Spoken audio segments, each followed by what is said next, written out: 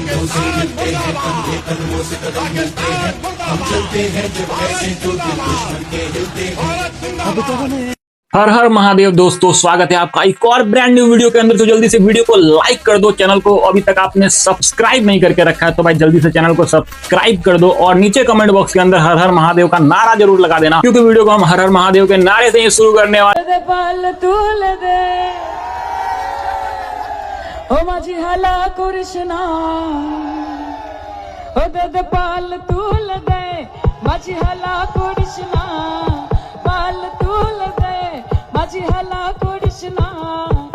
दे नौकाया में जबो मदीना, छिर दे नौकाया में जबो मदीना। अच्छा ओ देश मेरे तेरी शान पे सदके, कोई धन है क्या तेरी धूल से भर के, तेरी धूप से रोशन तेरी हवा पे जिंदा, तू बाग है मेरा मैं तेरा परिंदा, है अर्जी दीवाने की जहाँ भोर सुहानी देखी, एक रोज वही मेरी शाम हूँ। चाहे याद करे जो जमाना, माटी पर मर मिट जाना, जिक्र में शामिल मेरा नाम हूँ। जय हिंद, वंदे मातरम।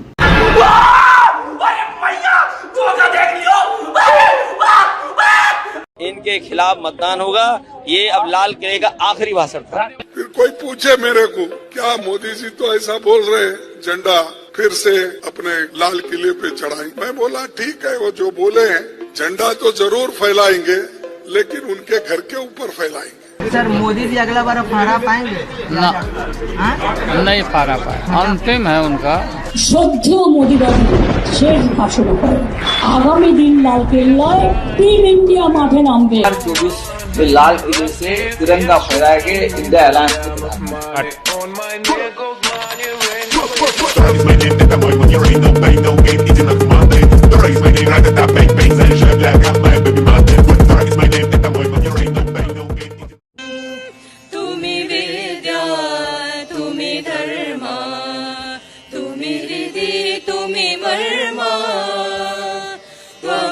प्राणा शरीरे बहुते तुमी मां शक्ति, हृदय तुमी मां भक्ति। हमने युवाओं के लिए विभिन्न परीक्षाओं की फ्री ऑनलाइन कोचिंग हमने करने का निर्णय किया है। उत्तम टैलेंट है, टीचर्स हैं, संसाधनों को जोड़ करके देश के नौजवानों को फ्री कोचिंग देने का एक पूरा नेटवर्क हम खड़ा करने वाले हैं। भाई स्वतंत्रता दिवस की हार्दिक शुभकामनाएं सभी लोगों को, और जो लोग भारत में रहने के बाद भी बाहर वालों को मुंह में लेते हैं उनके लिए बस एक ही मैसेज है, भारत में जो देशद्रोही है उनकी माँ का। लोग इसीलिए बीजेपी को वोट दे रहे हैं क्योंकि आज से पहले लाल किला पर वंदे मातरम पूरा नहीं गाया गया था, लेकिन आज गाया गया है। लाल चौक पे तिरंगा फहरा दिया गया। किसने फहराया? नरेंद्र मोदी ने। किसकी वजह से फहराया गया? नरेंद्र मोदी की वजह से। और किसने बोला जो है बीजेपी हिंदू मुस्लिम की पॉलिटिक्स खेलती है? तुम लोगों को हिंदू मुस्लिम की पॉलिटिक्स से प्रॉब्लम नहीं, तुम लोगों को हिंदू की पॉलिटिक्स से प्रॉब्लम है। क्योंकि 1947 पे जब पार्टीशन हुआ था ना इंडिया का, तो उसका भी रीजन धार्मिक चीजें ही थी, और वो किसने किया था? नरेंद्र मोदी ने, है ना।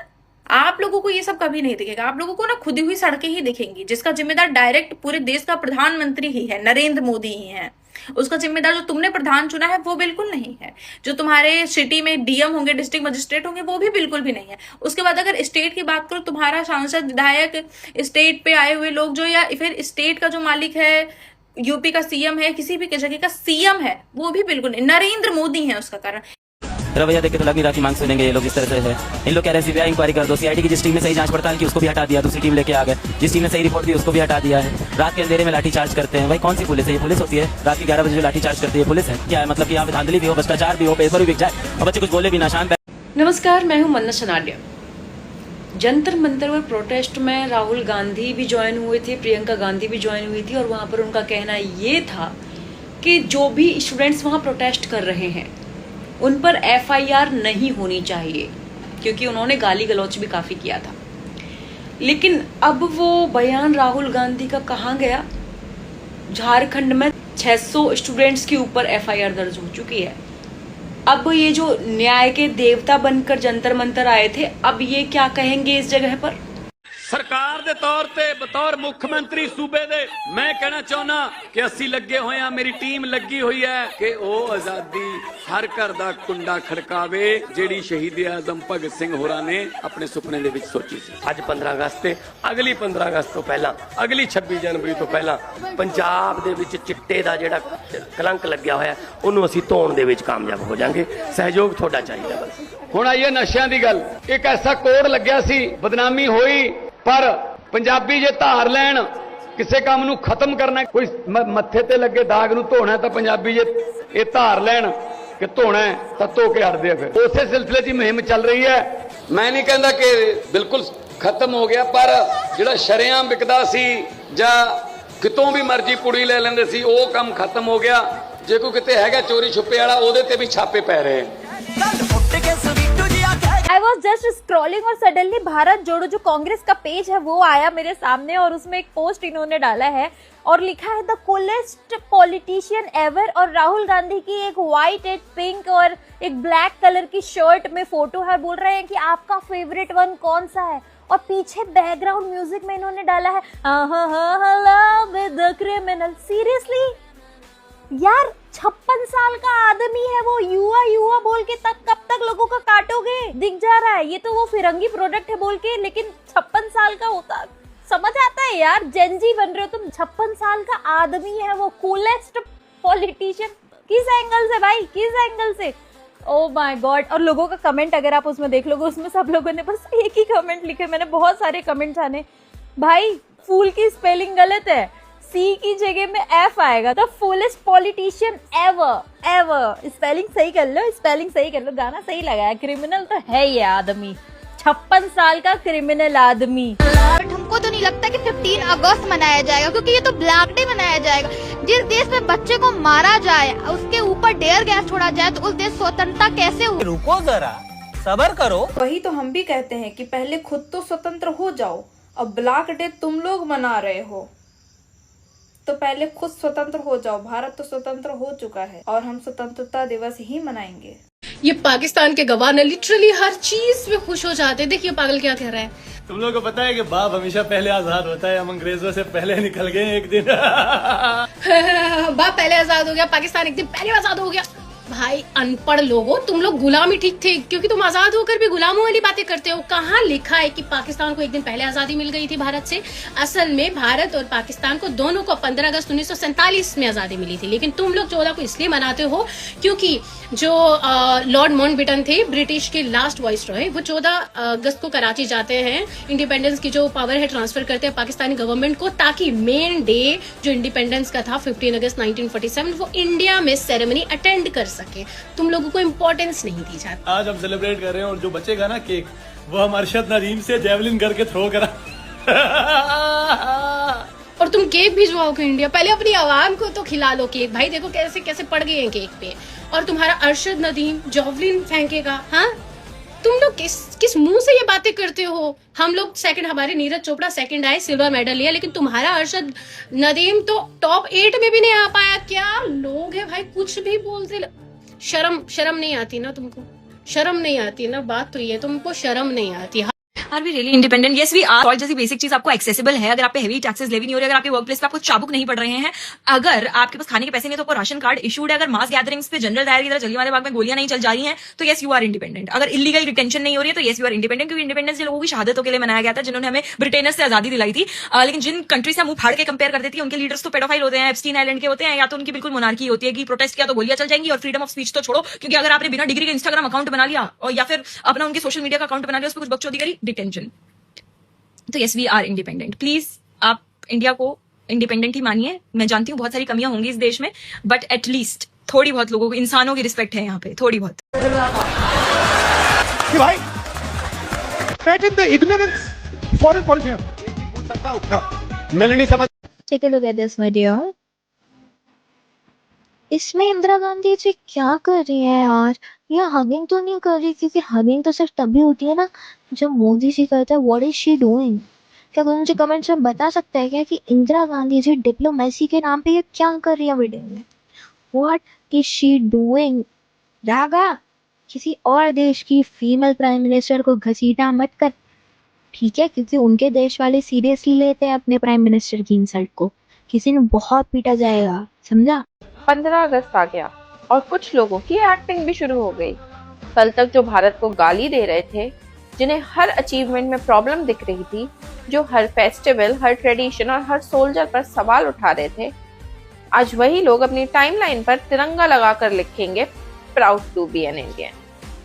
प्राउड सिर्फ एक हैशटैग नहीं होता।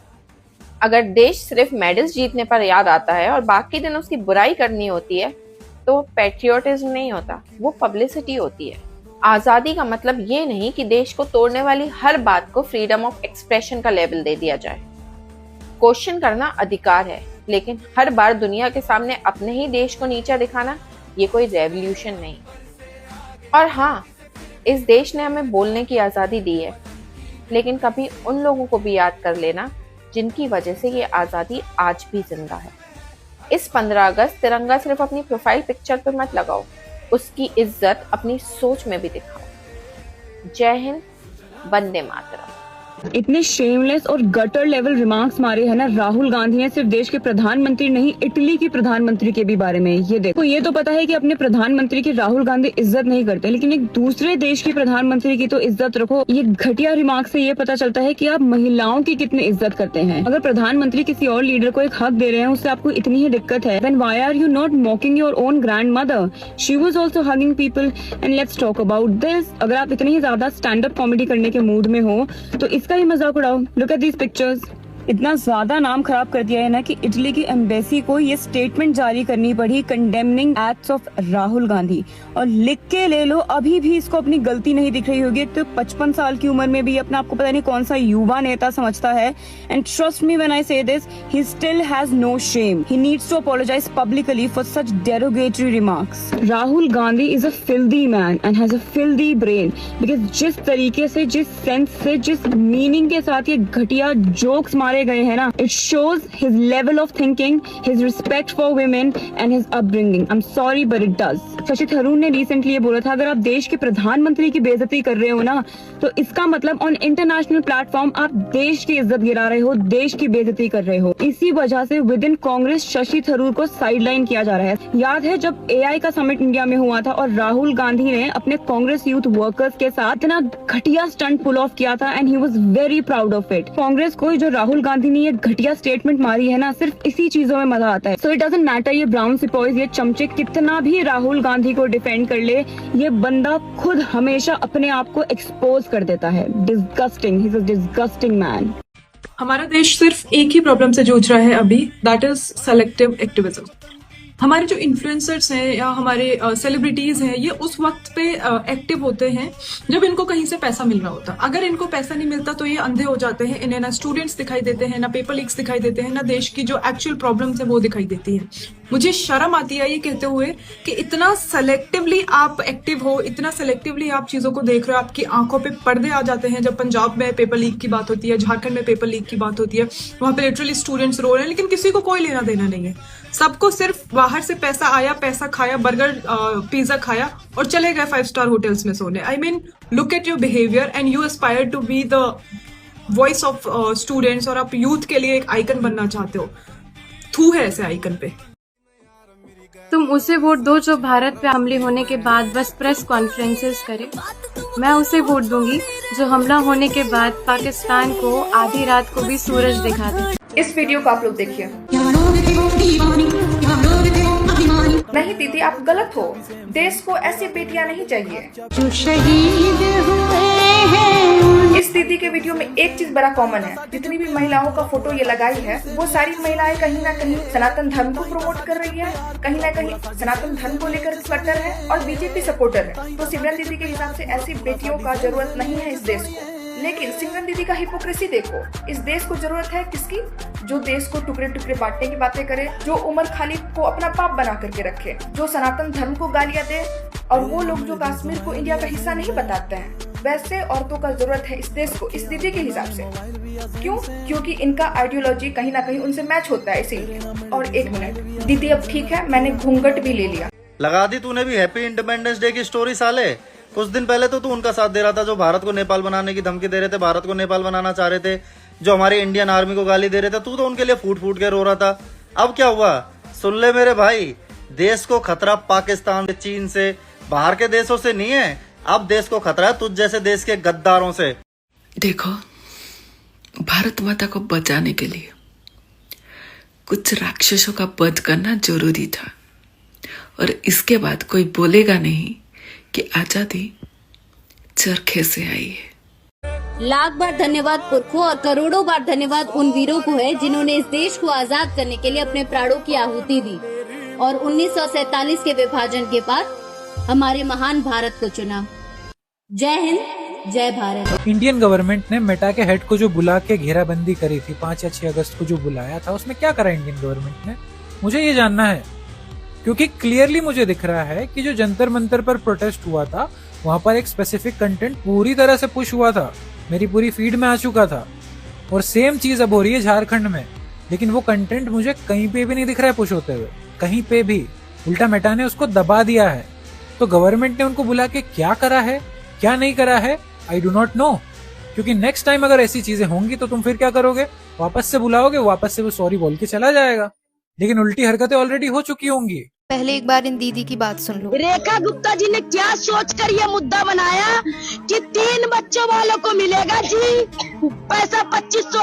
इलेक्शन के टाइम पे तो आपने बोला था, आप लोगों को सभी को पता है, दिल्ली की महिलाओं के पास, सभी के पास 4-5 से बच्चे ऊपर ही है, तो आपने ये स्कीम किसके लिए निकाली? इन दीदी का कहना है कि दिल्ली लक्ष्मी योजना का फायदा उन लोगों को क्यों नहीं मिल रहा जिनके 3 से ज्यादा बच्चे हैं, और उनके हिसाब से दिल्ली में हर किसी के 3 से 4 बच्चे हैं। तो दीदी, पहले तो आप अपने मोहल्ले की बात पूरी दिल्ली पे मत थोपो। माना आपने अपने घर में एक क्रिकेट टीम बना रखी है, लेकिन पूरी दिल्ली क्रिकेट टीम नहीं बना रही। बात रही केजरीवाल और पंजाब सरकार की, तो उनका काम है सिर्फ फ्री बीज यानी मुफ्त की रेवड़ी बांटना और लोगों को मुफ्त की आदत लगा के सिर्फ अपना वोट बैंक बनाना, फिर चाहे पूरा स्टेट ही कर्जे में क्यों ना चला जाए। दिल्ली सीएम रेखा गुप्ता जी ने इस स्कीम में 3 चाइल्ड रूल इसलिए रखा है कि जो आप जैसे लोग हैं जो एक बेटे की चाहत में बच्चे पर बच्चे पैदा करते जाते हैं, रेखा गुप्ता जी इस बैकवर्ड कल्चर और इस गंदी मेंटेलिटी को रोक सके। और बार बार प्रेगनेंसी से माँ की बॉडी भी कमजोर होती है और उसे एनीमिया होने के चांसेस रहते हैं। और रेखा गुप्ता जी ने बिल्कुल सीधे वर्ड्स में कहा है कि women are not baby producing machine. तो ये स्कीम महिलाओं को और सशक्त बनाने के लिए है, पॉपुलेशन बढ़ाने के लिए डायरेक्टली कोई बोनस नहीं बांट रही। इस स्कीम के कुछ इंपॉर्टेंट पॉइंट्स ये हैं कि 2500 रुपए महीने उसी परिवार को मिलेंगे जिनकी इनकम 2.5 लाख से कम है,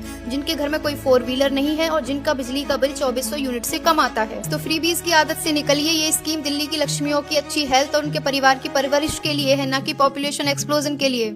भाई पप्पू गांधी ने एक बार फिर साबित कर दिया कि वो दुनिया का सबसे बड़ा छपरी है और कांग्रेस छपरियों की पार्टी। ये आदमी पीएम मोदी की विदेश नीति का मजाक बना रहा था, जबकि खुद इसकी दादी विदेशी नेताओं के गले पड़ा करती थी। विदेश नीति के नाम पर ये इटली की महिला प्रधानमंत्री की इज्जत उड़ा रहा था। मिलनी समझ के तो नहीं पकड़ा था, जबकि खुद इसकी माँ इटली से है और वो भारत में नेता बनने के लिए किसके गले पड़ी पूरा देश जानता है। नरेंद्र मोदी रात को नहीं सोता है।